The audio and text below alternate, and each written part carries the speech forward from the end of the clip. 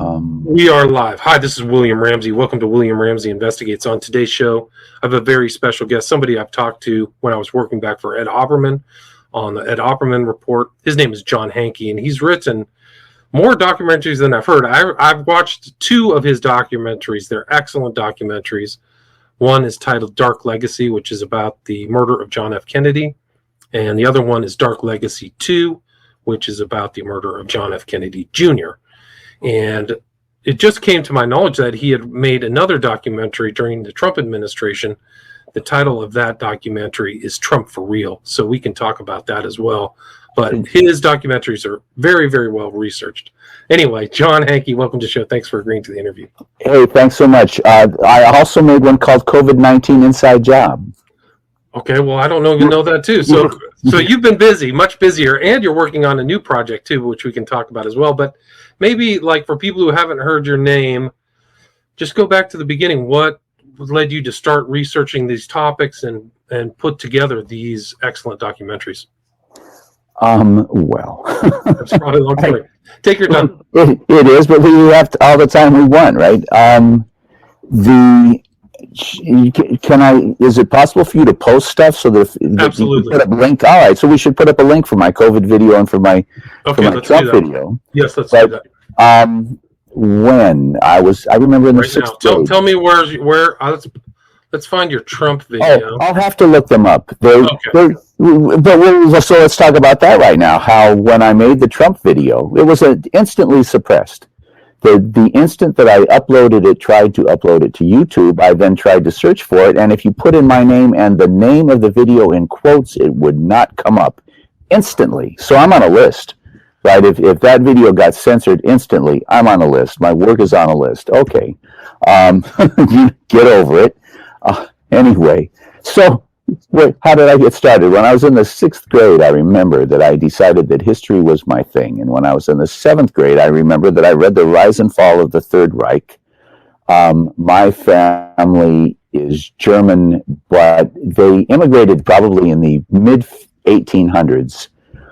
There was a democratic rebellion in Germany, and I'm under the impression that that's when a lot of very progressive pro-democracy Germans came to the United States, and a lot of them settled in Cincinnati, and my family settled across the river in Frankfort, Kentucky. My grandmother's birth certificate is in German, but anyhow, so I was very, I had this dark cloud over my head about, we're German and Hitler and so on, and so I was very interested in that, and I read The Rise and Fall of the Third Reich, which maybe people have heard of it. They're my age. They've heard of it because of whatever. And in any case, it's garbage. Which is in the Trump video. Did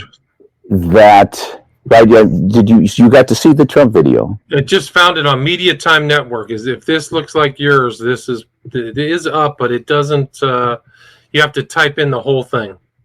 Well, in any case, you can put up links for people. Yeah. Right.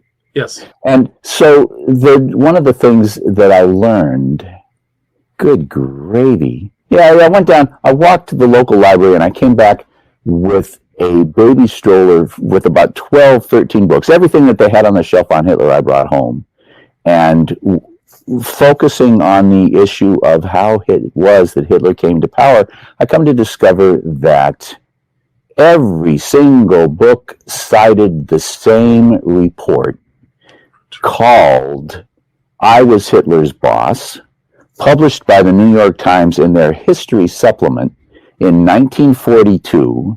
And this guy, his name is Captain Mayer, M-A-Y-R, and he says that he was working for German Army intelligence, that he, I'm trying to think of a way to put this briefly, and I guess we have time and I'm not going to.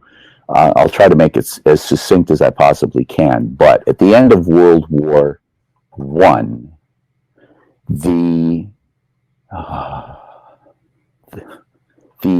British aristocracy, who are really the villains, I'm discovering, those are the guys who killed John Kennedy, the British aristocracy. They're the main villains on the planet at the moment, and they killed Princess Diana. They're very, very, very evil people, and they're very anti-democratic. anyhow, they sent supervisors in to supervise the German surrender. People don't know this. Do you know what ended World War One? Do you know why World War One ended? Well, supposedly it was something was signed on what 11th of 1990. Well, but why? Oh, why did the Germans lay down their arms? I don't know. Tell me. Well, you won't find it in the history book, so you kind of have to come to this conclusion on your own. There were communist revolutions in Berlin and Munich, and the Allies said, and the Brit and the Germans, right, the bad guys on both sides said, well, we have to put a stop to this. And they took the German army and they expunged, they eliminated, they would bring the soldiers in one at a time and say, what do you think about the Kaiser? And if you said, oh, he's a great guy, you kept your job. And if you said he needs to be shot, they would send you home. So that they then had something that they called the Free Corps, F-R-E-I Corps. And they sent those guys to Munich and to Berlin to exterminate the revolution. And when they got to Munich, after they went to the city hall and killed everybody who was there, they then went to the army barracks and arrested all of the soldiers and said, you guys are communists, because if you weren't, you would have done this, right? You're sitting here and you allowed this communist revolution to take place. You're a bunch of communists. And they then tortured everybody to find out who the leaders were. And Hitler, who had been a minor officer among the communist organization inside the local Munich military organization, ratted out all of his friends and then got recruited into German army intelligence. This is the story that Captain Mayer tells, how he says Hitler was like a beat wet dog, and he brought him in and Hitler begged for a job, and they put him, teaching him anti-Semitism and teaching him pro-aristocracy economics. And in the course of their training him to be an intelligence operative for the German military, Captain Mayer says, he heard Hitler in the hallway arguing with his friends and noticed that this guy would get mad and start yelling, but that he was eloquent and passionate. And so they said, this is the guy. And they took him and they recruited him they taught him to give speeches. Mayer says they would bring in a platoon of soldiers who were being sent home, and Hitler would stand up in front of the platoon of soldiers and give a speech. The soldiers would leave, the officers would critique Hitler's speech, and they would then send in the next group, and Hitler would give the speech again. And when his training was done, they sent him to organize the Nazi Party. And they sent everybody you ever heard of as a leader of the Nazi Party was sent by German army intelligence to organize the Nazi Party. The Nazi Party was completely, according to Captain Mayer, published in the New York Times in 1942 and cited by every single work that there is that discusses Hitler's career at this point in time. They all cite Captain Mayer. None of them suggest that there's anything. Of course, they don't tell you the story that I just told, right? You have to go to the 1942 New York Times and get the article. Actually, a professor, I think it's at UC Santa Barbara, has posted it. If you Google, I was Hitler's boss, it will come up. Anyhow, that's who Trump is. So Trump is the guy. He was recruited to be the guy, and they handed him. That's what's in my video, and it's what Cambridge Analytica did a study. You want to say something about Cambridge Analytica so your audience knows? Let me let you talk for a minute about Right. Well, it has nothing to do with Cambridge, but it has a lot to do with Analytica. It has a fancy sounding name, but it was just a means of a group coming together. It's basically cutting edge, high tech propaganda, is my understanding. I've done a show on it or not. Yeah. They are military. They are military psyop warriors, and they are responsible. There's a thing on Netflix today called The Great Hack, and it's like anything else. You have to listen to the part that's not garbage, and you have to ignore the part that is garbage anyway. There's a lot of very, very, very good stuff in it. They let you know. They had a hidden camera while they're talking to the head of Cambridge Analytica, and he says, "Oh yeah, we did Brexit, but don't tell anybody, that's a secret." Wow. And there's a guy in my video, there's a guy named Wiley. He's got pink hair, and he was the first guy to come out. And he says, "Oh yeah, we brought in focus groups, and we determined what it is that that Steve Bannon's candidate would have to say in order to get everybody's ears to perk up and their hair to stand up on the back of their neck and for them to get excited."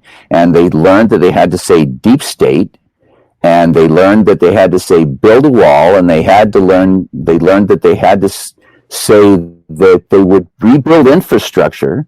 And Trump got up so Trump got up and said all of those things. But one of the things you learn from Wiley is that they came up with the program, and apparently Bannon took it to Cruz, and apparently with a name like Cruz refused to say build the wall. Interesting. And so they dumped Cruz in favor of Trump, because Trump doesn't have a problem with pushing racism against Latino people, which apparently held Cruz back. In any case, so they developed the program. They took it to Cruz. Cruz said no, and then they went out and found Trump. So that Trump is a creation, the way that Hitler was, of the same intelligence people. In the movie The Great Hack that's on Netflix, they say that the British government told Cambridge, "You cannot export this technology without our permission. This is military technology. This is a weapon, and you cannot sell this weapon to people that we don't regard as our allies. So you have to get our permission before we will allow you to sell this weapon." So, wow. Yeah, I remember that. Yeah. So welcome to 1984. Anyhow, that's where we're at. Right, and I mean the Trump phenomenon is really something else. And they were always trying to recruit him, though. I think they just found the right place and time in 2016. I won't dispute that. So that's your just Trump for real documentary, right? And then yes. Let's see. So that's it. So you're on IMDb, and then you did another one after that, right? The COVID-19 one. The COVID-19 one, and what I can do that I think rather quickly, which is that. COVID-19. Oh my goodness. Anyway, because I haven't thought about any of this stuff in a while, and when I stop and think about it for a second, oh my goodness, I just remembered. I was first tipped by the fact that the people at Oxford, not Cambridge this time, Oxford. The British have an Oxford vaccine, right? Interesting. I didn't know that. You're familiar with the British having an Oxford vaccine? No. Oh, you're not? No. Oh, the vaccine that they give out in Britain was made by Oxford. Oh, yeah. And what has been done is they took the spike.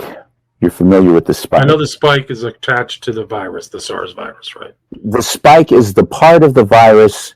It's whatever the DNA sequence, but it creates a spike on the outside of the virus that attaches itself to the human cells inside the lungs and is thereby able to enter the cells and infect them, right? But so this spike is very, very key to the infectiousness and the lethality of the virus. And so what Cambridge did, well, the vaccine that Cambridge is producing and distributing throughout Britain takes that spike, and they took a virus that chimpanzees get, that, a cold virus, but that humans don't get. For some reason, chimps get it and humans are immune to it.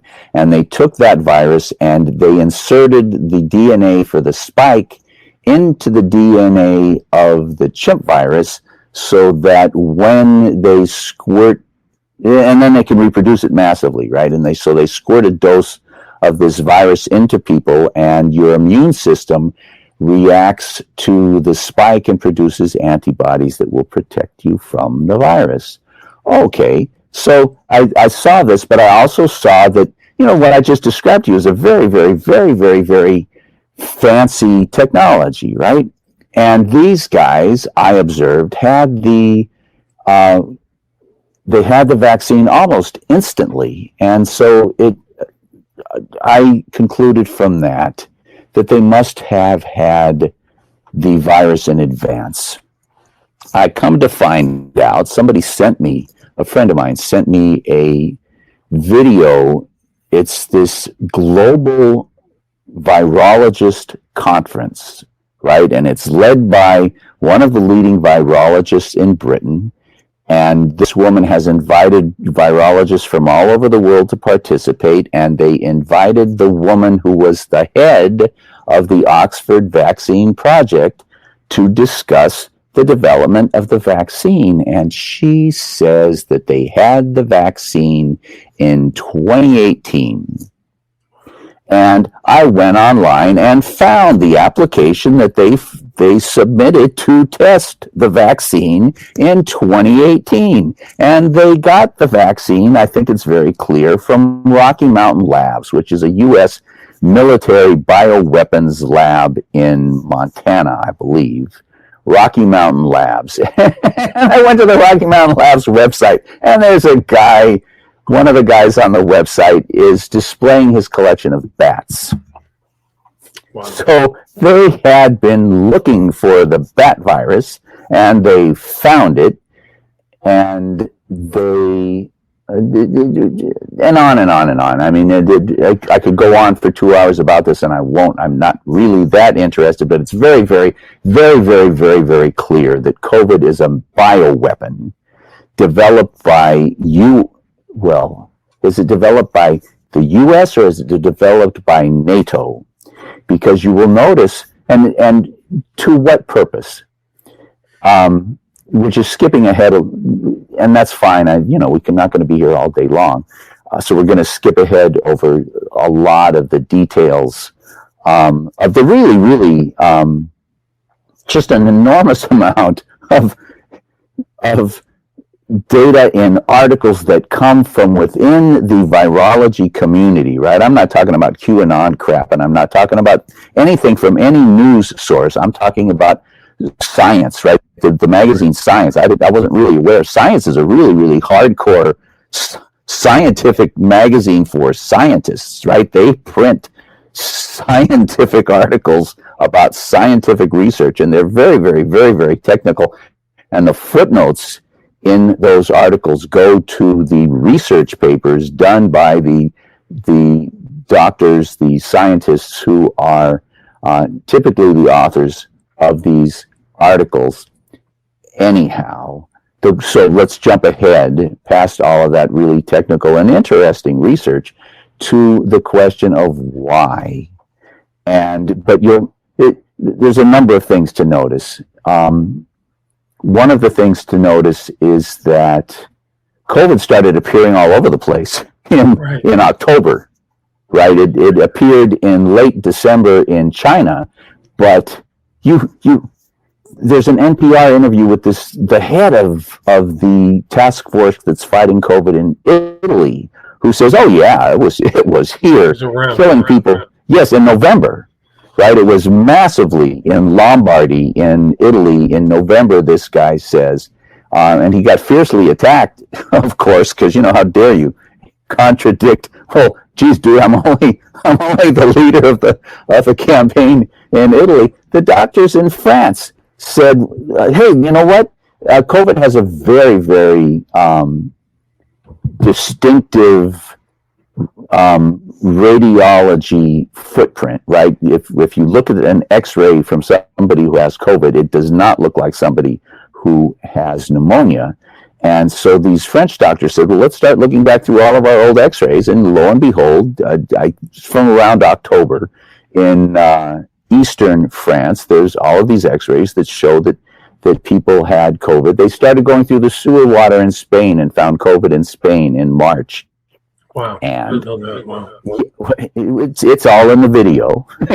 And this is NBC, I think, is reporting this stuff. Well, it's some little thing on their website didn't, if it isn't on the nightly news every night for a week, nobody's aware of it, right? If they give it a 30-second spot one night, everybody forgets. It doesn't come to anybody's attention. That's just the way that human beings are. That's the point of the media, is to hit you with information and then make you forget it. So yeah, well, they're right. They bury you, and if they bury you with if they contradict it, one of the things I'm working on today, there for I think 5 days at least, the media reported that the weapon that was found in the book depository was a German Mauser. Well, it was a German Mauser, and the officer who reported it wrote an affidavit. It's in the Warren Commission documents. This is the guy who found the weapon, and he describes in great detail. He's a weapons expert. He owned a sporting goods store. He was very, very, very, very familiar with rifles of all sort, and he talks about how they found a German Mauser. This Roger Craig was with him, another Dallas deputy, and Craig has talked about how they found a Mauser, but you have Walter Cronkite reporting that it was a Mauser, and on and on and on. But Craig had to die for that too. Yeah. No kidding. He had to die for a lot of things. Well, I'm really delighted to hear that you're familiar with Roger Craig. He's a really, really important hero. Very important piece in that, and part of the cover-up too. Yeah. So anyway. I think it was in the Men Who Killed Kennedy documentary, features him, and he just sees that. He says, "People are trying to kill me all the time. It's like unbelievable." And then they finally killed him. We'll come back to him. Okay. Actually. But yeah, sorry to interrupt. It was the Mauser, which became the Carcano, right? Well, the thing is that we were talking about how COVID-19 was in Europe well before it appeared in China in late December. And it's my observation that what they were planning to do is kill all the retirees.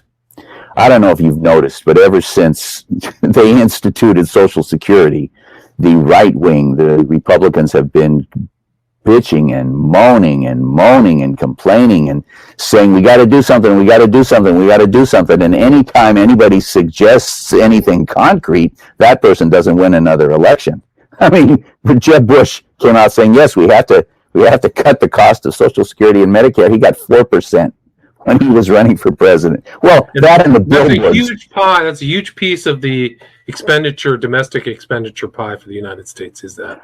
Well, it's a huge piece of the part that isn't military, right? If you cut the military out, yes, it's a huge piece.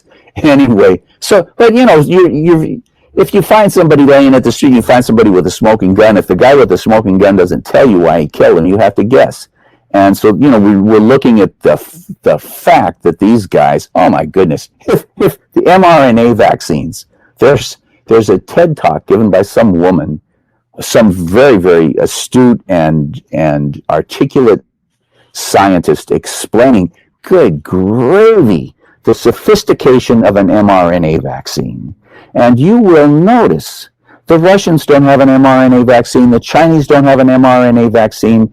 Nobody on the planet outside of Moderna and Pfizer have an mRNA vaccine, and neither of them have 2 mRNA vaccines, and Moderna doesn't have 2 products. Do you hear what I'm telling you? Moderna has 1 product, and it's an mRNA vaccine that they pulled out of their hat in 2 days, they say.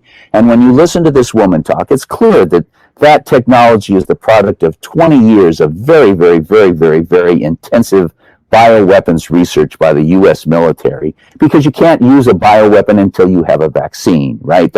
You can find the disease, but how do you keep it from killing your ruling elite if you don't have a vaccine? That's what they're doing in all those BSL level 4 places, is having the virus and having the solution. So their tests are all based upon virus creation, virus solution. So that's part of the whole thing. That's what they're doing in those bioweapons facilities. They have hundreds of labs that you don't know the names of, right? You never heard of Rocky Mountain Labs, and that's the main one outside of Fort Detrick, right? Oh, the weapons lab. Canadian lab too. There was a weapons lab. It was right full of Chinese spies.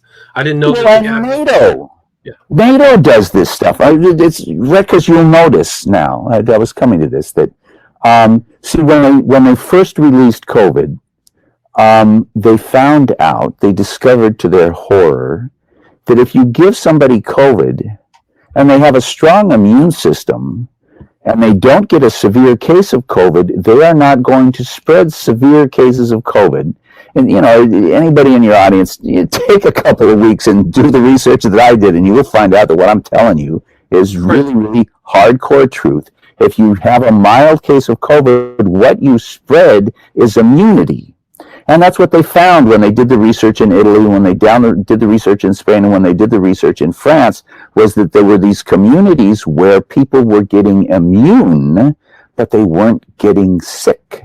And for somebody to die from COVID, they have to get massively infected. And so it's my guess. Well, it's interesting. The guy, the head of the Oxford labs, the head, not the head of the vaccine project within the lab, but the head of the labs, was talking about, oh yes, we're going to come up with inhalers.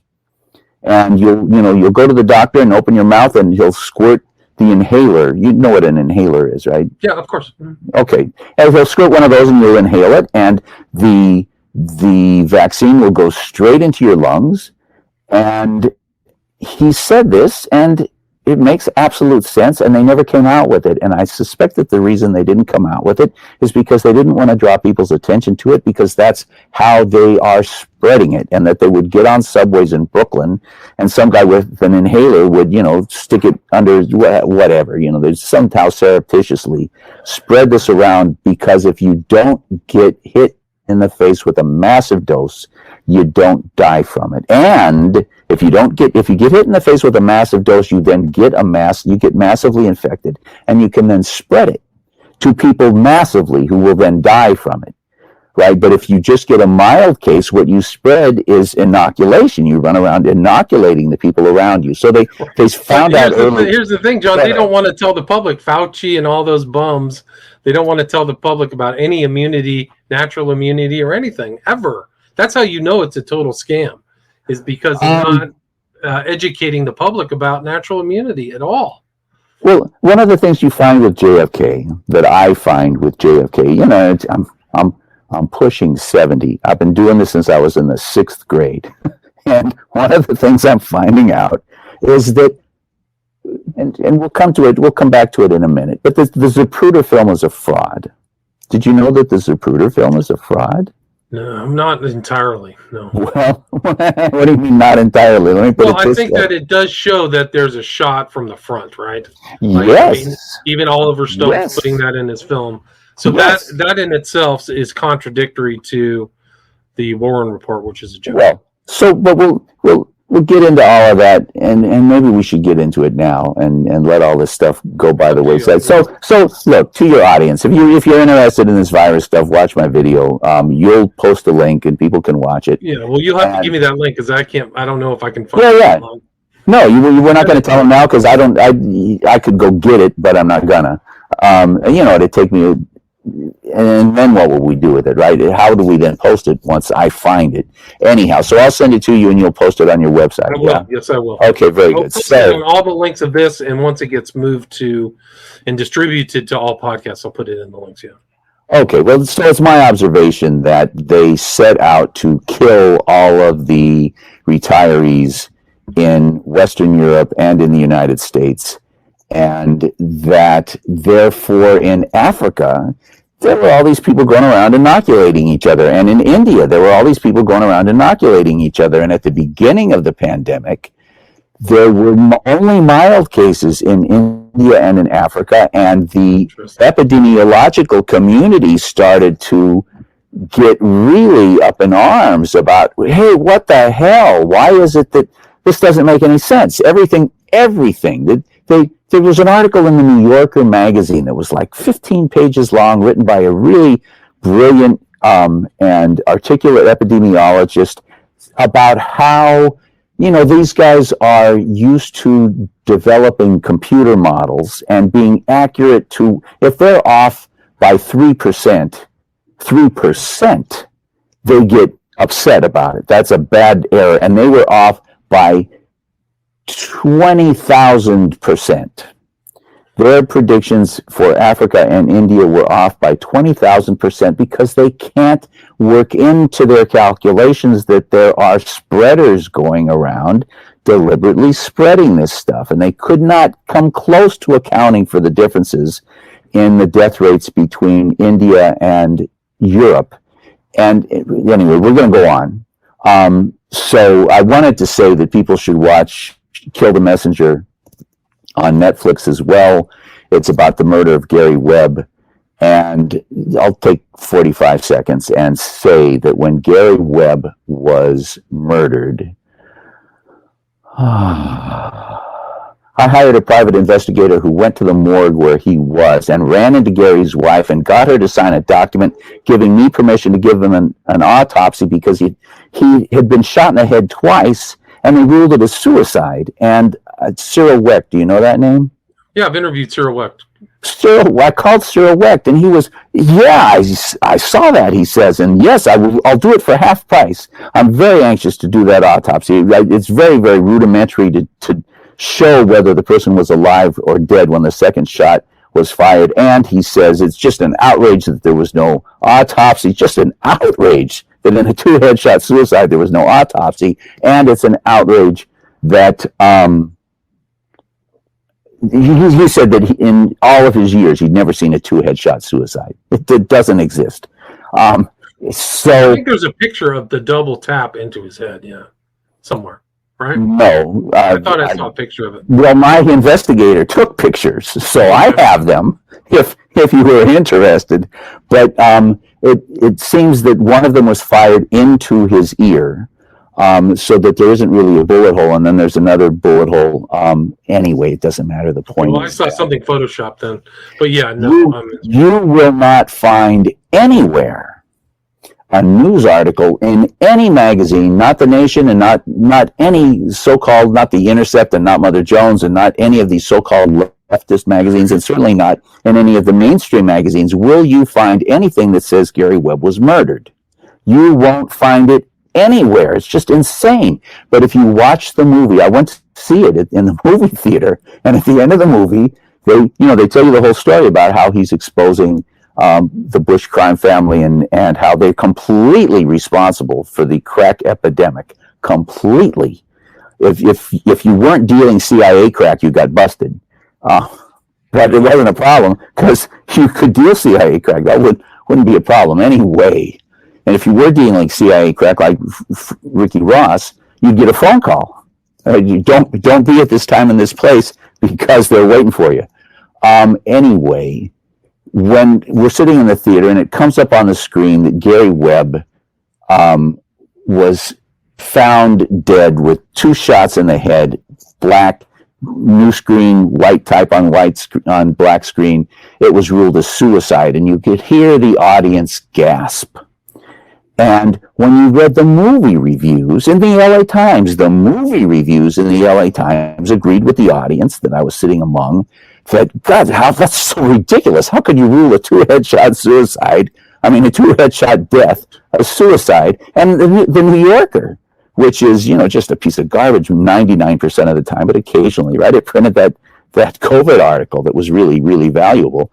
They accidentally print the truth every once in a great while. And then they don't watch the movie reviews, right? That's not on their radar. And so the movie reviewer for the New Yorker said, "Oh my God, 2-headshot suicide, what are you talking about?" Anyway. What was the articles that he wrote for the San Jose Mercury, Dark Forces? What was it called? Oh. That series that he got really in trouble with, yeah. And it ended up becoming a book, and I have it. That's the one that just got him in all kinds of grief. Dark Alliance is the name. Dark Alliance, very good, and he got an award for it till he got fired, right? Anyway, so in the movie, I made this movie. I became very, very deeply engrossed and involved in the Kennedy assassination when I was a straight A student. right? I had a 3.97 in college, and I did the last 3 years I did in 1 year. I'm good at academics. I'm stupid enough. I do dumb things all the time. Just ask my wife. But I'm really good at academics and research. Anyway, so I was doing really well in college, and this friend of mine showed me this Ruder film. So is this picture not legit, John? Sorry to bother you, but is that a fake picture? That's the one that I saw. Oh no! Yeah, my guy took that picture. So that's the real picture. So that's the one that I saw. That's interesting. Now, where did you see that? Just research, weird posting boards and things like that. Like, bounces around through the underground. That's interesting. My guy took that research, Paul Kangas, went to the, good grief, it makes me believe in miracles. He shows up at the mortuary, and the wife is there, and he gets her to give him permission to go in and examine the body and take pictures, and has her sign a piece of paper giving us permission to do the autopsy. And so Cyril Wecht agrees to do the autopsy, and I'm making arrangements with his guy about how we're going to transport the body. And while that's happening, the forces of evil descend upon this woman and persuade her that she needs to burn the body.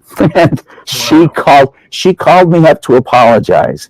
And I said, sweetheart, you do not need to apologize. Please don't, and don't feel bad about it. Whatever you do, first of all, you're alive and he's dead, and you need to take care of you. Secondly, Cyril Wecht says, if we had found out, like we send the body, Cyril Wecht says, yes, he was dead when the second shot was fired. What does that tell us? Not very much, but the fact that he 2-headshot suicide and no autopsy, what does that tell you? Well, it tells you who killed him. That's what it tells you, right? My interview with Cyril Wecht was one of my favorite interviews because he's so old school, he can't use computers, so I had to get the phone and shove it up to my microphone. So I had my microphone and I was talking to him. Oh, my goodness. That's the way we conducted it, and it worked out. So okay, that's my story. And I agree with the Cyril Wecht on so many. Oh, yeah. Because some I've researched, and actually doing my smiley face killer stuff, he ran into the same autopsy on one of the victims and just blew that whole narrative of this kid being accidentally drowning out of the water. So kudos to Cyril Wecht. And what's his name? Who's the pervert? Jeffrey Epstein. Epstein, yeah. He reviewed the Jeffrey Epstein autopsy and said, "Oh, that guy was murdered." Yeah. And in fact, and he forced another leading autopsy guy whose name is escaping me. Baden? Yeah, Baden. He forced Baden to admit, yes, that's right. I can't stand here next to you and expose myself in that fashion. Yes, that guy was murdered. Anyhow. So anyway, Gary Webb, you were somewhat involved in this side kind of tangent. I mean, the amount of drugs that are brought into this country are off the charts. It's a huge industry. It's just under the surface. Oh. It's a multi-billion, dude, it's hundreds of billions a year. Just off the charts, yeah. You've heard of the Opium War. Yes. That's those guys. The guys who did the Opium War are the guys who make money off of drugs today. That's them. And they launder it using casinos. And then they get guys like Sheldon Adelson. They get guys like Sheldon Adelson who, he gets his cut. And then he gives hundreds of millions of dollars to the right wing to protect them. Right? It's so dirty. That's how they finance their candidates. That's one of the reasons why Las Vegas was born, is for a money laundering from the foundation of Las Vegas. Well, and the guy who shot 60 people in Las Vegas, I don't know. Stephen Paddock, I think his name. Yeah, whatever. Everybody knows, right? There was the shooting and 60 people died, and it's because somebody in one of the casinos, they were getting out of line. They weren't towing the line, and they needed to be brought to attention. The guy who did the shooting was so obviously a money launderer. Right, he owned airplanes. He owned like 5 little houses right next to 5 little airports all over the place. And he would go into these casinos and launder money, right? He'd walk in and drop millions and millions of dollars, which is, it's a contribution, it's a deposit in the casino. And then the casino would then shave off the top, man. Well, I don't know how they do it, right? If perhaps they send their guy in and their guy wins $1 million and walks out and pays taxes on it. So it's all now legitimate, right? It's no longer dark money. It's now laundered money. Clean. Anyway, so 20 years old, this friend of mine shows me a copy of the Zapruder film. Oh, the Zapruder film. There are 20 witnesses that say that the limousine stopped in front of the grassy knoll. All of the motorcycle cops have made audio tapes where they talk about the limousine stopping in front of the grassy knoll.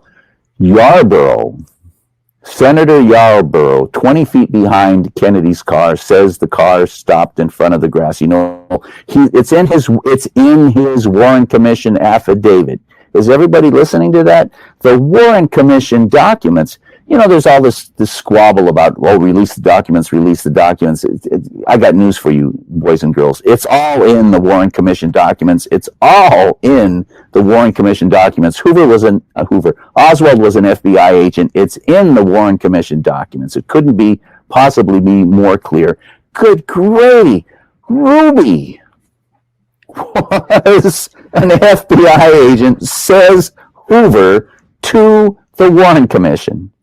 Anyway, well, he wasn't really working for us. He only had 9 contacts, and it's documented that he went in and bought micro cameras and micro tape recorders and microphones at the same time that he's meeting with the FBI spying on CIA gun running. It's also documented that he was running guns for the CIA at the same time that he was being visited on 9 different occasions by FBI agents. That's what Oswald was doing.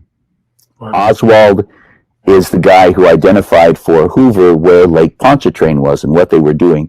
But we're getting a little bit out of order, so I dropped that bomb. On my list, on my notes that I'm looking at over here, is that we should talk about my first movie, Dark Legacy. Sure, let's start there, because it does tie. It's basically about the death or murder of John F. Kennedy, right? That's right, and it was originally called JFK2: The Bush Connection, and as JFK2: The Bush Connection, it had millions of views on YouTube. And as I was mentioning to you before we started, my semi-latest video, COVID-19, that is, COVID-19 Inside Job, is my latest. And the day I posted it, instantly, seconds after I posted it, I searched for it to see whether, in fact, it was available. And you can put in my name and you can put in the title in quotes, and it will not come up. If you type in COVID-19 Inside Job, it will not come up. Well, so is that Amazon? Yeah, is that Amazon? Yeah. I don't know that Amazon ever carried it. They may have carried it on Prime for free for a minute. Was it April 13th, 2021? Yeah.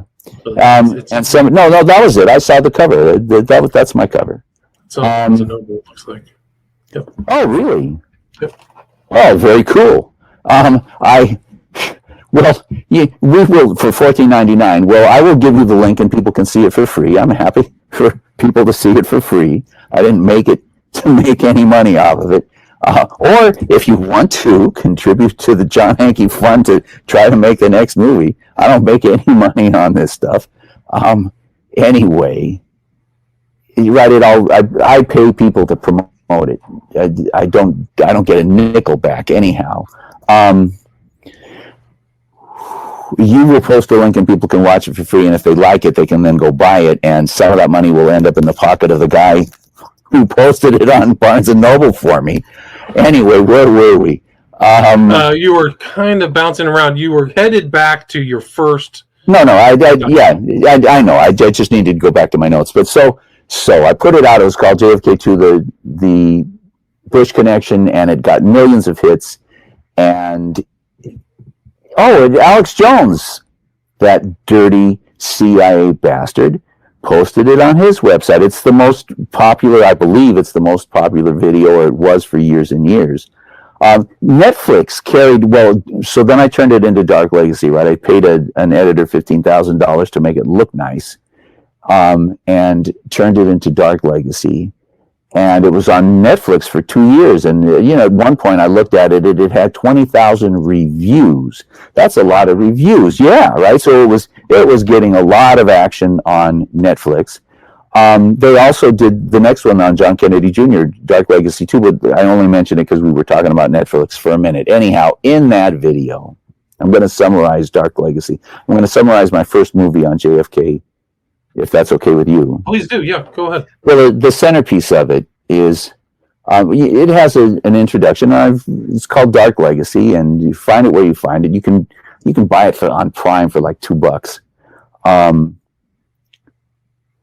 And the first 15 minutes is, I don't, if you don't mind my saying so, it's the best 15 minutes on the Kennedy assassination that was ever made. It's short and it's clear, and it's got Cyril Wecht, and it's got all the best stuff. And it focuses, the primary issue, if there are people in the audience who don't know. But Kennedy's press secretary points to his temple and says, a shot right through the head. And he's talking to the assembled reporters who reported. It's on the front page of the New York Times. An entry wound on the right temple and huge exit wound in the back of the head. And that's what all of the doctors in Dallas say. So you don't really need the Zapruder film to know that he got shot from the front right. It's all there in the medical evidence, but it's also there in the Zapruder film. 5 days after the assassination, Hoover wrote a memo, and the Nation magazine wrote about it. Mark Lane in what's it called? Plausible Denial. And let me make a huge pitch for Mark Lane's Plausible Denial. I would say that that's the second best book that was ever written on the Kennedy assassination. The best one, I think, is Unspeakable? Yes, JFK and the Unspeakable, which is I read that. there's the FBI memo that I'm about to talk about, written by Hoover, that names Bush, and there's another FBI memo written by an FBI agent who talked to Bush the day of the assassination about the assassination, in which Bush tells the FBI agent that he's staying at the Dallas Sheraton. How did neither of those memos get mentioned in a book with 5,000 footnotes? So I can't answer that question, but if you allow the fact that, Bush was a shooter, he was a low-level operative at the time, right? He went on to become president of the United States and head of the CIA and father of the president of the United States. He went on to, because, right, he got his ticket punched. What did the mafia say? He made his bone in Dallas on November 22nd. Oh my God.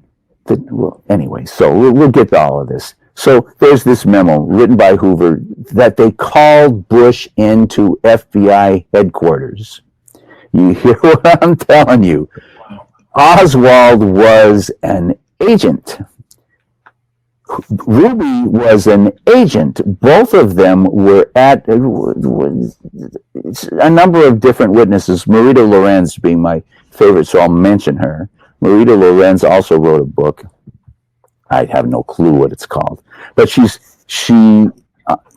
testified in the plausible denial trial that she and the other Operation Mongoose Cubans in Florida, in Miami, probably got into cars, 2 station wagons full of guns, and drove into Dallas on November 21st and pulled into a hotel, and Ruby and Oswald both showed up, and E. Howard Hunt shows up and starts passing out maps and money, and Marita Lorenz says, wait a minute, I do raids on Cuba. What the hell are we doing in Dallas? Get me out of here. And she gets on a plane and flies back to Florida, and Kennedy gets murdered the next day. But anyhow, the point is that the FBI knew. I don't know what the FBI didn't know, but they called Bush into FBI headquarters. And if the Hoover memo had said, we called George Bush into FBI headquarters in order to ask him about the Kennedy assassination, and he bullshitted us, and we ought to prosecute him for all the lies that he told. If they had called him in, and if Hoover had written that memo, we would never have seen it. But he didn't write that memo. He wrote a memo. The title of the memo is Assassination of John F. Kennedy. And in the first paragraph, he says, well, the State Department has said that they're concerned that the anti-Castro Cubans might try to retaliate for this attack on the United States by what they think was Cuba. They think Castro killed John Kennedy, and so we want the FBI to investigate that. Well, that's all horseshit. Everybody in Operation Mongoose was in Dealey Plaza, and 3 of them were arrested as shooters, and 1 of them was questioned by the police as a shooter, and we'll get to that later. That's in Dark Legacy 3. That's in the movie that I'm working on today, every day for the last 8 years. Anyhow, in the memo, it's Hoover calls these guys misguided. In the first paragraph, he calls them misguided anti-Castro Cubans. So says Hoover, the FBI, on behalf of the State Department, investigated the response of the misguided anti-Castro Cubans, meaning the CIA's Cubans, to the Kennedy assassination and whether they were planning an attack on Cuba in response to it. And he says, we found that they were all brokenhearted at the murder of John Kennedy. They were just beside themselves at the parties that they were throwing. Anyway, he says, and then down in the last paragraph, he says that we relayed this information on November 23rd to Mr. George Bush of the CIA. Wow. And I'm surprised you hadn't heard that, but I mean, well, this is. I watched your video at least twice, but a long time ago. Well, I remember like you showed documents that there was evidence that he was around in. I think it was the FBI had documents that evidence George Bush was in Dallas on that day, November 22nd. Oh, and he has so many connections to all of these guys, right? There's one of my favorites is there is a letter from, I believe it's from Prescott to Dulles, but it might be from Dulles to Prescott, and it doesn't matter. It says that we want to talk to you about your the work that's going on in the Caribbean. I want to talk to you about some private things that I have going on in the Caribbean. And I'm not going into all this. There's such solid ties. Well, I guess I'm going to say that George Bush worked in Skull and Bones. Yeah, sorry, he was in Skull and Bones when he was in Yale. He left and went to a guy who was identified as an by Prescott in a letter written by Prescott introducing C.D. Jackson to somebody as a CIA recruiter. George Bush went to work for C.D. Jackson, the CIA recruiter, and he then left and went and founded Zapata Offshore, where he was working in the Caribbean, right in the middle of CIA operations. So, and all of these mongoose guys, I believe Sturgis. Chichi Rodriguez, or Kiki, what was that guy's name who killed Che Guevara? What was his name? He was friends with Bush Sr. Forgot his name. Oh, Chichi Rodriguez, is that right? No, that's not it. Let's set that aside. Okay. In any case, no, but yes, he was close. He was close friends with Bush. Everybody, all of the mongoose people, Jerry Hemmings, for example, and I think Frank Sturgis and Marita Lorenz have all said, "Oh yeah, Bush was at the mongoose camps. He was in charge of hiring. If you were looking to get a job working for Mongoose, you would go to George Bush, and he would make sure that you were he would make sure you were not a Cuban spy working for Fidel, and if you passed his test, then you got hired, which is why they were completely infiltrated by Fidel spies." There's another movie on Netflix called The Wasp. I forget what the next word is, but if you search Netflix with WASP, you will get to see the Cuban version of their infiltration of CIA operations. And it's strictly a self-defense, right? They are infiltrating the military operations that the U.S. is conducting against Cuba that are all acts of war and completely against every international law that there is. Anyway, in my notes, just by the way, Gaetan Fonzi is another major JFK researcher, and he says the Mongoose guys did it. I interviewed the head of the State Department intelligence, right? The State Department doesn't want to rely on the CIA, so they have their own intelligence service with 3,000 employees. And I interviewed this guy, Tom Hughes. He says, oh yeah, Mongoose did it. He didn't say it quite that overtly, but he said it. And LBJ, Johnson is getting interviewed, right? Shortly before they murdered him. Johnson is getting interviewed, and some reporter says it was a group of them, and one of them says, so come on, you don't believe that Warren Commission crap. And Johnson says his response to who do you think shot Kennedy is, we were running a damned murder incorporated down there in the Caribbean. That's Mongoose. And, Hoover was Johnson's best friend. So if Hoover knew everything the day after the assassination, which I believe he did, or nearly everything, he may not have known who the shooters were, but he certainly knew that all of the Mongoose people were there.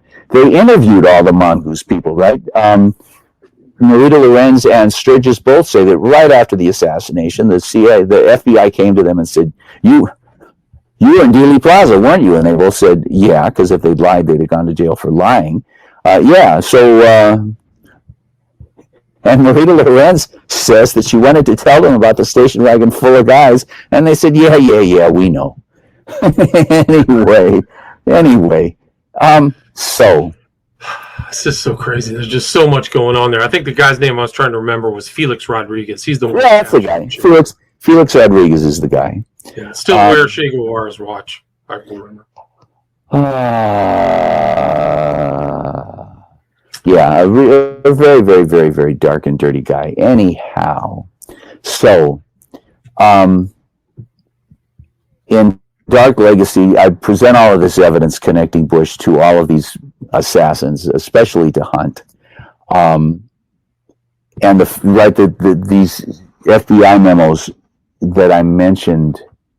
I didn't go into it very much, but the day of the assassination, like an hour, 1:45, an hour and 15 minutes after the assassination, and like 15 minutes after it was announced that Kennedy was dead, Bush calls the FBI, and I forget the name of the agent that he spoke with, but the agent, as you'll understand in a second, the agent says, yeah, what do you want? And Bush says, I want to tell you that this young guy, his name's Parrott, he was talking about killing the president. And the agent says, yeah, when was that? And Bush says, I don't remember. And the agent says, well, where was it? And Bush says, I don't remember. And the agent says, well, just in case we need to talk to you later, where are you going to be? And he says, I'll Dallas Sheraton. And so there it is, the FBI memo that he was at the Dallas Sheraton the day of the assassination. The guy who found the first memo, the memo that Hoover wrote, what's his name? It's not going to come to me, and it's okay. Joseph McBride wrote an article in The Nation magazine. He called up George Bush. And of course, he didn't get to talk to Bush. He only got to talk to his, I think, campaign manager, and said, so I got this memo, and it says that Bush got called into FBI headquarters the day after the assassination. And the guy says, well, hang on. And he comes back and he says, well, that wasn't our guy. And McBride says, yeah, well, so where was your guy? And Bush says, I must have been in Houston. And I was working, he wasn't in Houston. He told the FBI, we have it documented, that he told the FBI that he was staying at Dallas Sheraton. So everybody on the planet remembers, everybody who was alive remembers where. It's like 9/11, right? Everybody knows where and when they were when 9/11 happened. And everybody my age and older, which is pretty friggin' old, remembers where they were when they heard that Kennedy was murdered, and George Bush doesn't. Right. Which puts him into company with E. Howard Hunt, who, in the trial, E. Howard Hunt has told 5 different stories, all of which have been proven to be lies about where he was during the Kennedy assassination. Anyhow, so it turns out that there's a Dallas Morning News advertisement from, I believe, the day before the assassination, that Bush was speaking at the Dallas Sheraton the night before the assassination. So he was there the night before. And it's for some oil thing, right? Some kind of oil meeting? Yes, he was speaking is everybody paying attention? Because this is red letters. He was speaking to an association of independent oil operators. He was speaking to an association of independent oil operators, and he was speaking as the independent president of the independent oil operation, Zapata Oil. Okay, so he told the FBI agent who he spoke to the day of the assassination, that when he told him that he was staying at the Dallas Sheraton, he told him that I'm George Bush, and I'm from Houston, and I'm the president. I'm an independent oil operator from Houston. So that's his CIA cover that day. Well, Roger Craig. Tell people who Roger Craig is. He was a policeman on the scene who saw people getting out of a car, I believe, before the shooting, if I remember, like something fishy happening in Dealey Plaza. And then... So I'll tell the story. He saw all sorts of things. But he saw Oswald getting into a green station wagon, a green Rambler station wagon, which belonged to Ruth Payne, which is the woman that his wife was staying with. His wife who has CIA ties or intel. Who, of course, right? Oh, she's very, very, very, very, very clearly CIA. And the station wagon is being driven by David Morales. He's being driven by a guy. It's being driven by a guy who matches the description of David Morales, who is Operation Mongoose. He's the head.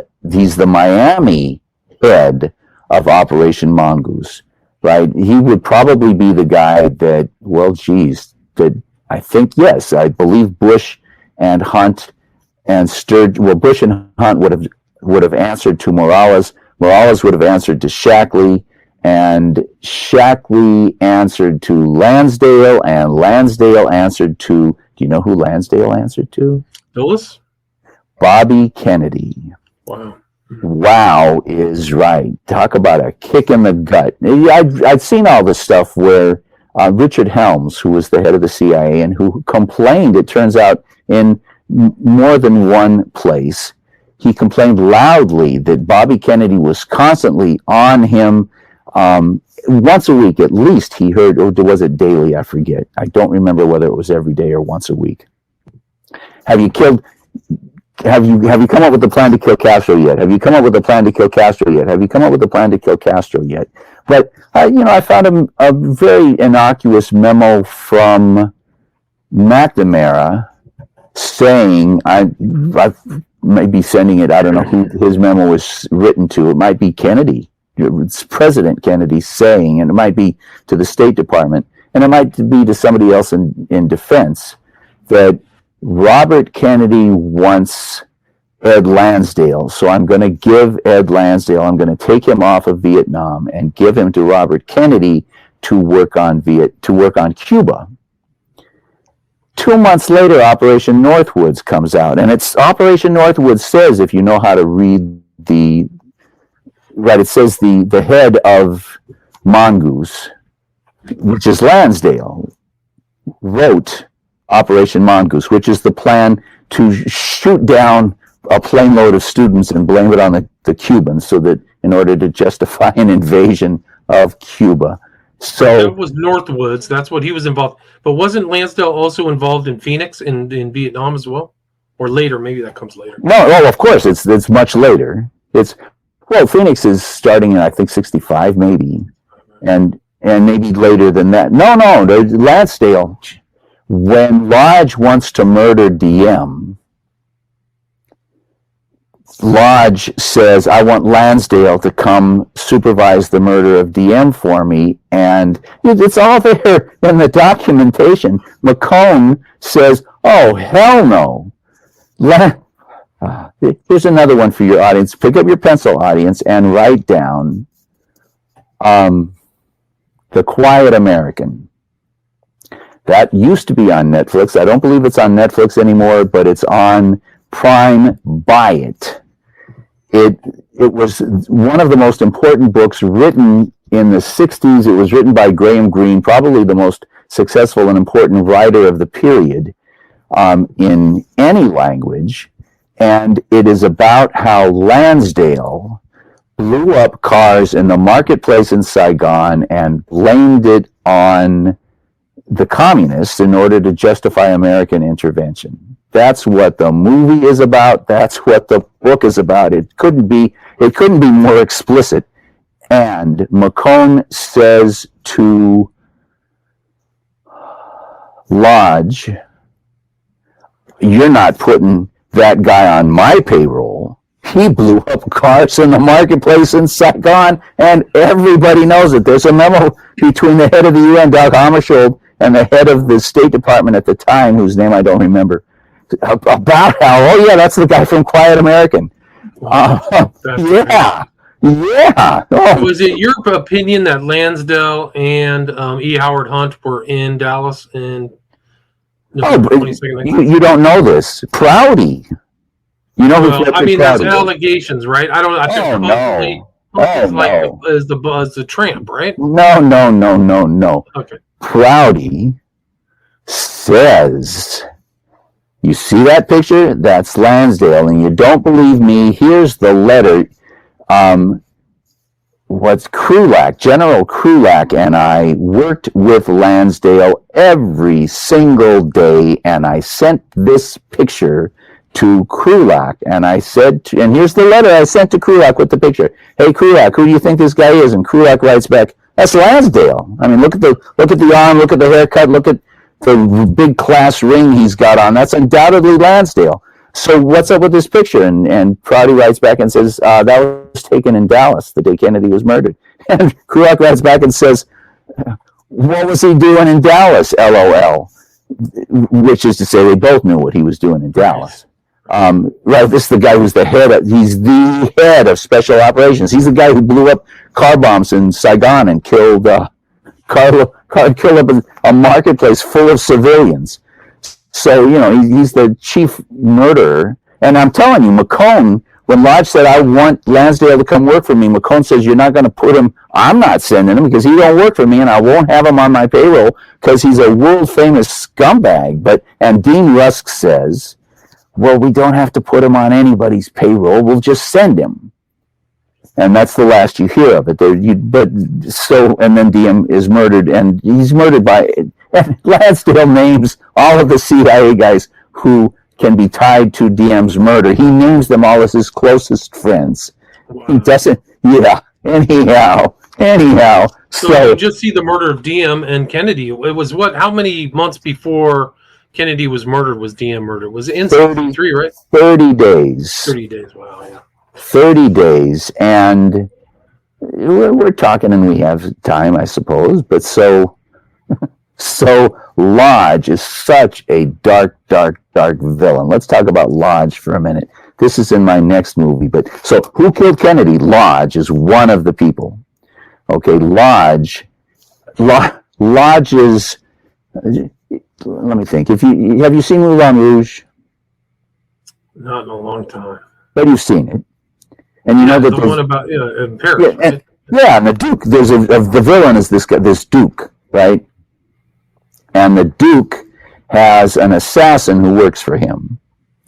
And every member of the aristocracy has a dirty thug who typically would be the chauffeur who drives the guy around, and when he murders a hooker, the chauffeur's job is to kill all the witnesses or pay off all the witnesses, but probably preferably murder them, because there's no way to, the only way to effectively silence a witness is to murder them. But so they all have those guys, right, who have to go around and clean up the messes that the aristocrats make one way and another, dead hookers or whatever.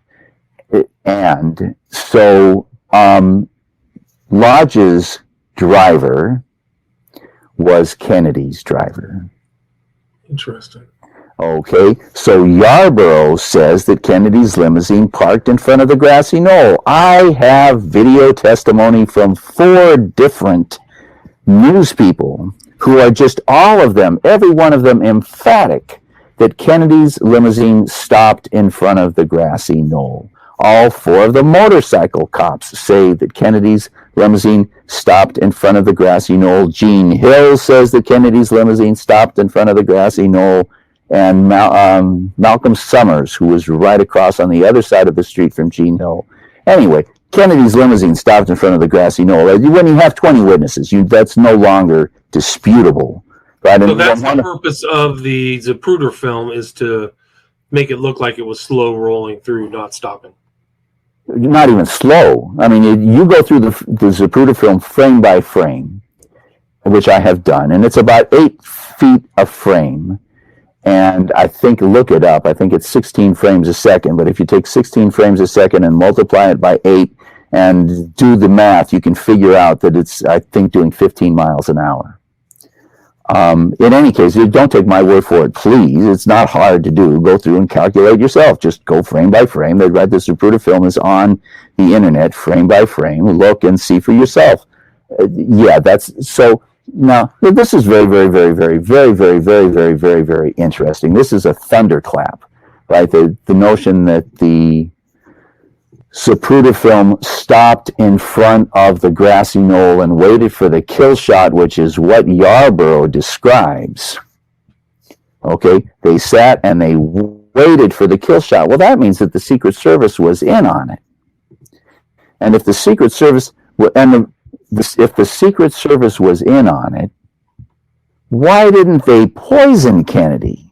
Which would have been easy, right? You have the Secret Service. Kennedy had like 8 doctors giving him injections, and you only have to get the bag out from one of them, and you replace one of the vials with something that's lethal. The doctor gives the injection. You put the original vial back, and you have a completely undetectable crime, and it's committed by 2 people, right? There were probably 150 people involved in the Kennedy assassination. Everything that could have gone wrong went wrong. 3 of the shooters got arrested. Oswald was supposed to get killed at the theater, and he didn't, and they bring him back, and he has conferences saying, "I'm a patsy. I didn't kill anybody. No, sir."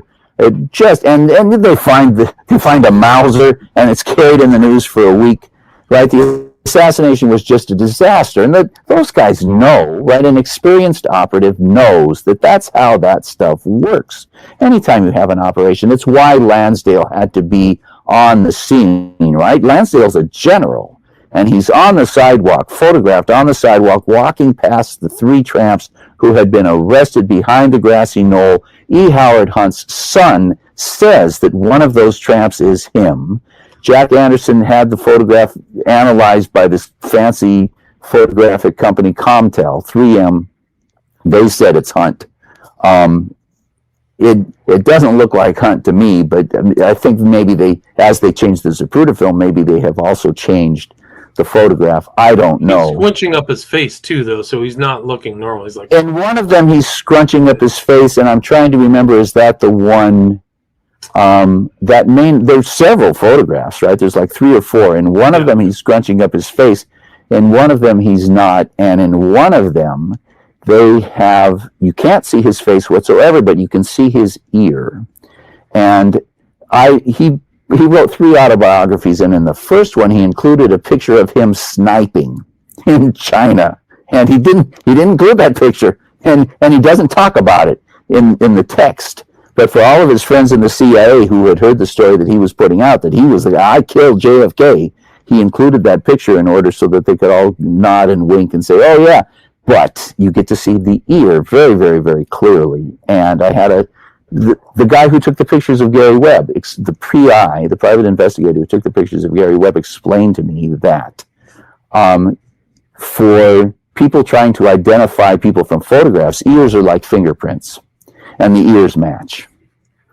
And, you know, it's not quite like a fingerprint, right? But it's in the same ballpark. It's, you know, a fingerprint, if you have a really good print. And I suppose if you had really good pictures of the ears, it would be different than what you have. But what you have makes clear that you don't look at those pictures and say, oh, it wasn't E. Howard Hunt. Look how different the ears are. You don't say that. You look and see how similar the ears are and say, well, you can't find a Hunt innocent on the basis of these photographs. Right. It's hard to disguise, too. So it's not just a fingerprint, but it's something that you would have to change your ear out or have surgery to really mess up something that was there. So it's like it's a real telltale sign of a human being, yeah. And do you think it was Woody Harrelson, too, in front of E. Howard Hunt? Woody Harrelson's dad? Oh, no, certainly not. Wait a minute. No, I remember distinctly seeing a picture of Woody Harrelson's dad and a picture of one of the tramps and thinking, oh, shit, that's him. Right? So it seems very likely, given that. I don't know that means he was a shooter. That just means he was there. I'm rather under the impression that E. Howard Hunt was the shooter. He brags apparently that he was the shooter, and you know, we're an hour and a half into this, so I'm not going to go on and on about it. I want to get to Roger Craig. Okay, talk about Roger Craig. I got about 15 minutes. I got another interview at 3, so okay, all right, good. We haven't talked about JFK Jr., but we're not gonna. And you know, look, you should tell people about that because yours is really the best documentary about it. Only by a million miles. I'm not interested. You don't brag, but it's better than everybody else's. I'm not interested. I'm not interested in bragging. I wish there was one that was better. You know, I wish I could tell you. Oh yes, read. You know, I can tell you. Read JFK the Unspeakable. I can tell you. Read Plausible Denial. Those are both really solid books. I can't tell you that there's nothing remotely decent about JFK Jr. Well, I take that back. He didn't die because QAnon said he's actually still alive and coming back. Oh, my God. He hit the water at 250 miles an hour, but he didn't die. Okay. Anyhow, Roger Craig he was, I can tell the story in the time that we have. Roger Craig was one of the few really heroic, brave, committed, he was a law enforcement officer, and he took it seriously. And it turns out that his uncle was a detective named Vaughn. And Garrison, Garrison is a district attorney. He is used to calling up the police and having them say, how can we help you? And bending over backwards to help a district attorney prosecute guilty people, right? And he calls up the Dallas police and he says, I'd like the arrest records of everybody who was arrested in Dallas, in Dealey Plaza that day. And they say, there are no arrest records. And he says, what? And they eventually give him an arrest record that he looks at and says, this is a red herring, right? This is something that has been concocted. And I could go on about it for 30 minutes and I won't. But please do keep your eyes out for my movie when it comes out because it will deal with that anyhow. So he stews on this, and he's just furious, and he doesn't know what to do. And then one day he wakes up and he says, "Wait a minute! I know all these Dallas policemen. He went to Dallas and he got to know a bunch of them, and I'm going to call them up, and because they probably arrested people and they probably remember a good bit, and they can probably tell me." And so one of the people he calls up, of course, is Roger Craig, and Roger Craig says, "Well, I didn't arrest anybody, but I saw two cops talking to a very, very dark-skinned Latino." That's Morales. That's David Morales, who was also seen by a different witness. Somebody meeting that same description was seen in the 6th floor of the school book depository, and Craig says he was driving the station wagon that Oswald got into. Anyway, Roger Craig says that Vaughn, his uncle, was in front. He was, they heard the shots, and he and a lot of the cops went running into the scene, and Vaughn happened to go in front of the Daltex building, which is across the street from the book depository, and the crowd in front of the Daltex building had heard shots fired, they said, and the crowd handed him this guy and said, this guy came running out of the book deposit, out of the Daltex building, and look at him, he looks guilty. And so this is what Garrison says, that Roger Craig told him, that Vaughn couldn't avoid arresting this guy because the crowd was so adamant. So as he's walking this guy across the street, the guy tells him that he's an independent oil operator from Houston. Well, there aren't two CIA guys with that cover, right? That is one cover for one CIA operative, and the one CIA operative whose cover is that he's an independent oil operator from Houston is George H.W. Bush. So Bush got arrested as a shooter outside the Daltex building, which explains why you can, there were, actually I don't think I've posted this, you can document 14 shots, 2 of them from the front and 12 from the rear, 12 shots from the rear that missed. One of them hit the metal top of the windshield. They hit Connolly twice. They hit the sidewalk, and a fragment hit what's his name? The guy standing under the underpass, whose name is escaping me. And somebody saw a shooting gallery. It was just a massive shoot fest. Yeah. Yes, but my point is that the guys shooting from behind were amateurs, right? Morales is shooting from behind, and he's apparently not a skilled shot. And Bush is shooting from behind, and he's apparently not a skilled shot. And Hunt is shooting from the knoll, and he's a trained sniper. He is used to pointing guns at human beings and calmly pulling the trigger. And so that's what we have. Right. I mean, it's crazy. Okay. A lot of that stuff is suppressed, oppressed. Well, actually, it's all in the Warren Commission documents. Oh, really? So they talk about Bush being there in the Warren Commission documents? Well, hang on.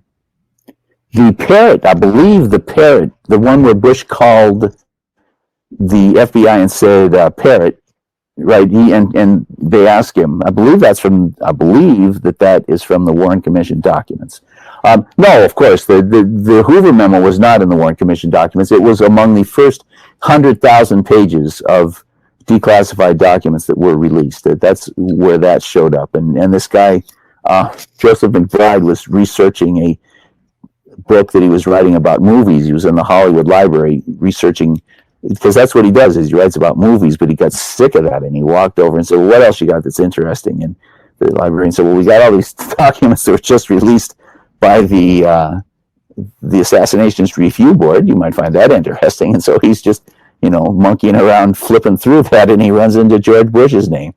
Anyway, in the Warren Commission documents are the FBI interviews with Oswald, and in that also is the testimony of one of the FBI agents who Oswald got arrested in New Orleans, and on a Saturday, the FBI agent went down to the jail to interview Oswald, and Warren asks the FBI agent, wait a minute, how do you explain you went down? And the agent says, oh, well, he had a question, and the FBI often will respond to citizens' questions. And so we heard that he wanted to talk to an FBI agent, and I went down there to talk to him. And Earl Warren says, and I quote, you don't say, which is, anyhow. So, listen to this, John, this guy, our listener Rodney says his dad was a motorcycle cop in the parade. He said the Secret Service were on top of LBJ before the first shot and said that shots were coming from all directions. Yeah, that is reported, that the Secret Service agent Johnson said that. Yarborough didn't. And I'm not inclined. Johnson said it, Yarborough didn't. So I don't know whether it's true. It doesn't matter. It might be true.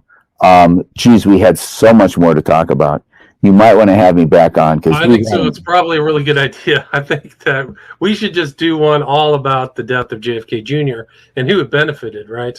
Let me just say quickly that JFK Jr. had a flight instructor. There can't be any question that JFK Jr. had a flight instructor. He had broken his ankle. He had just had the cast taken off. He was walking on crutches. His editor at Georgia Magazine, Richard Blow, went to lunch with him and said, "So what are you doing this weekend?" And he says, "Oh, I'm flying and to a wedding." And Richard Blow says he looked at him and said, "Dude, you're on crutches." And he quotes Kennedy as saying, "Don't worry, I have a flight instructor." His regular flight instructor's lawyer says that he lied, that the flight instructor, Morena, lied to the investigators. And what are they called? Doesn't matter. Or FDA, FAA? No, I want to think it starts with an N. NTSB. NTSB, that sounds NTSB.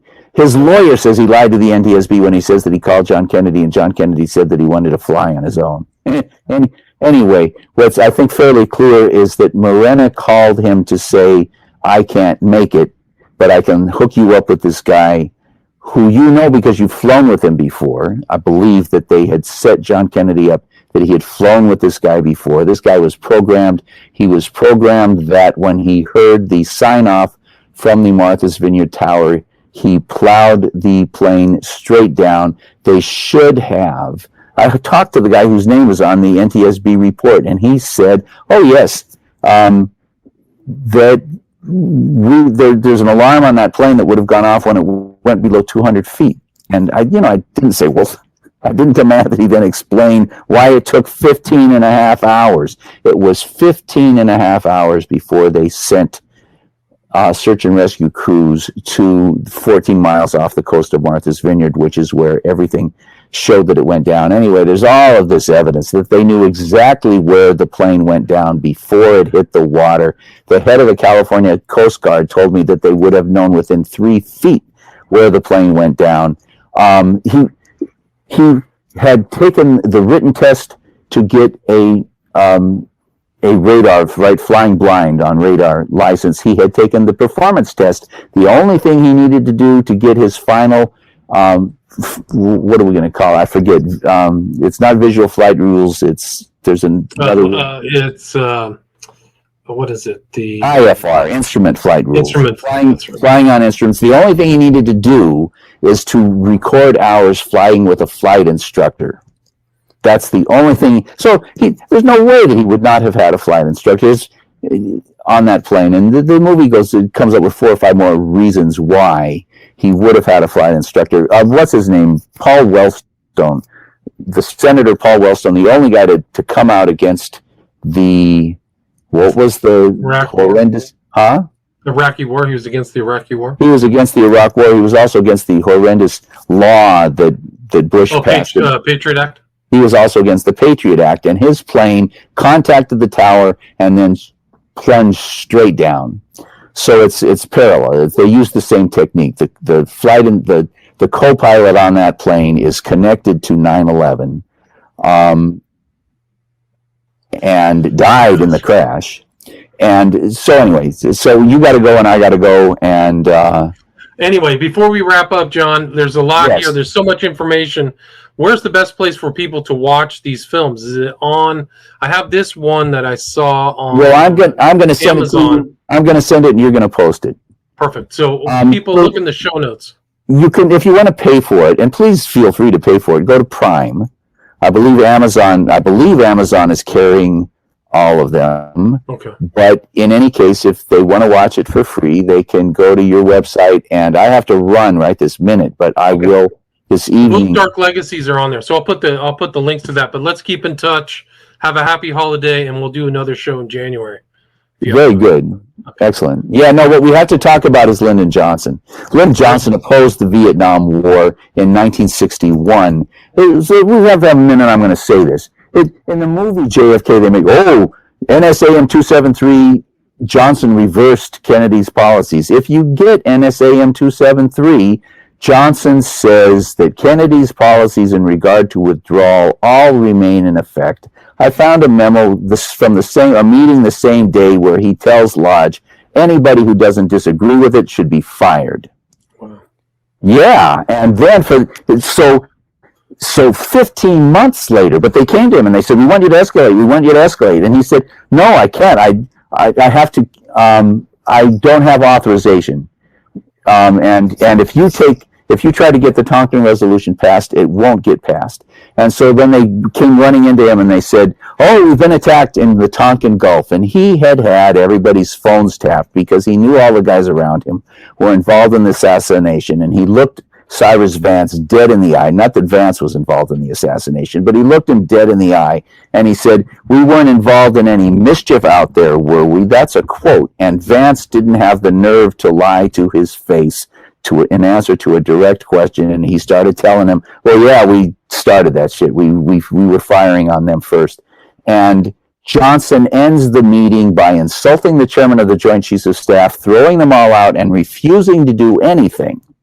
That's documented, that after they brought him the first attack that was real, he refused to do anything. But then they handed that story to Goldwater, and Goldwater starts giving speeches saying, Johnson's weak. He let the North Vietnamese attack us, and he didn't respond to it. And so Johnson saw what was happening, and when the second attack didn't happen, there's no dispute among anybody who's knowledgeable. There was no second attack. But when Johnson made all of the generals sign, swearing that the second attack had happened. And then he took those signed documents and he got the resolution passed, and then he refused to escalate the war. And now he said, I have to win an election first. And so then he won the election, and then he refused to escalate the war until they threatened to murder his family. And I have managed to document that on February 7th, they told him, the Cubans are going to shoot down your plane with your family on board.